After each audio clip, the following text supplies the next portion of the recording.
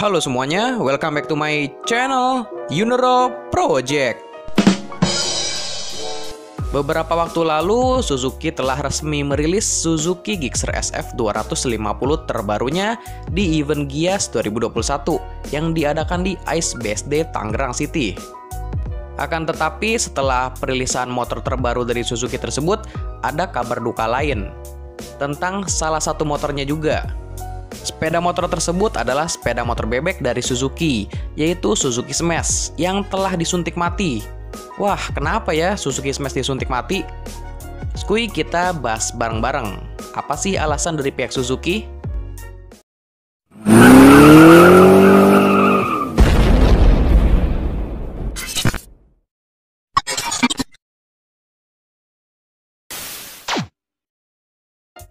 Jadi, kabar mengenai Suzuki Smash yang telah disuntik mati pada tahun ini adalah benar ya.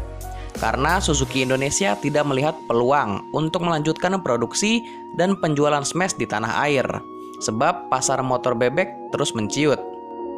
Andita Wiwaha selaku digital marketing dari Suzuki Indomobil Sales mengatakan, ya, sudah tidak produksi lagi, kira-kira sejak Maret 2021 lalu. Ia menjelaskan saat ini pasar motor bebek di dalam negeri porsinya makin kecil, sehingga hal tersebut menjadi pertimbangan utama Suzuki untuk menyudahi produksi dari Suzuki Smash yang sudah bergulir sejak 2003 lalu. Berdasarkan data Asosiasi Industri Sepeda Motor Indonesia, penjualan motor bebek di dalam negeri memang terbilang kecil. Penjualan motor bebek hanya di angka 6,54%, atau lebih tinggi sedikit dari segmen motorsport di angka 6,17% pada Januari sampai September 2021 ini.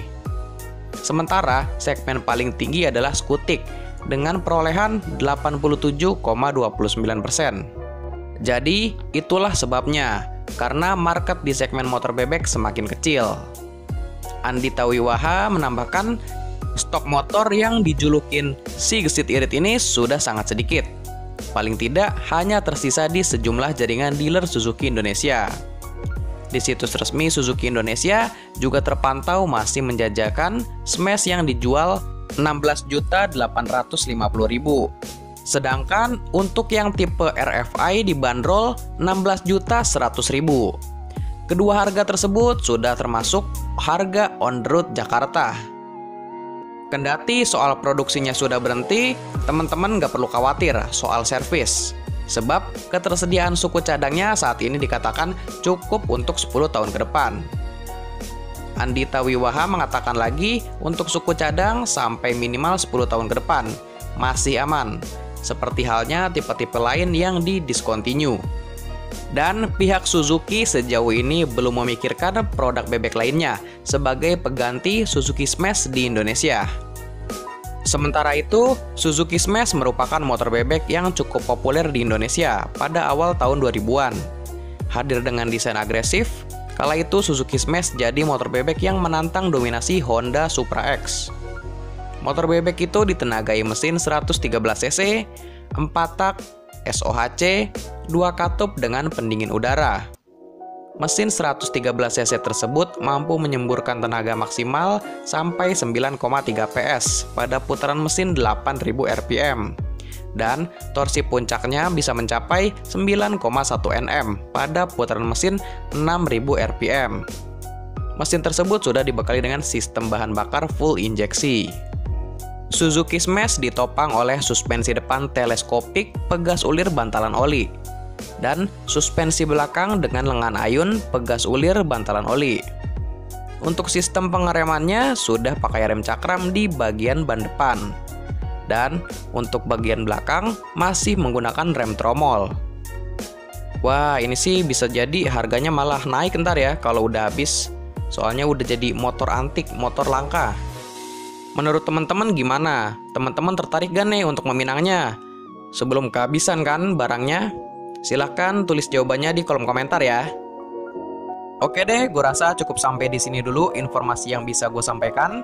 Sebelumnya terima kasih buat teman-teman yang sudah menyempatkan waktunya untuk nonton video gue. Jika video ini bermanfaat, jangan lupa di like dan share. Terus, kalau teman-teman punya masukan atau saran buat konten atau buat channel ini, bisa bantu di komen aja.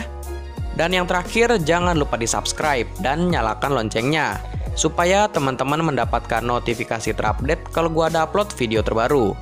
Atau teman-teman bisa juga follow Instagramnya di @yunoroproject.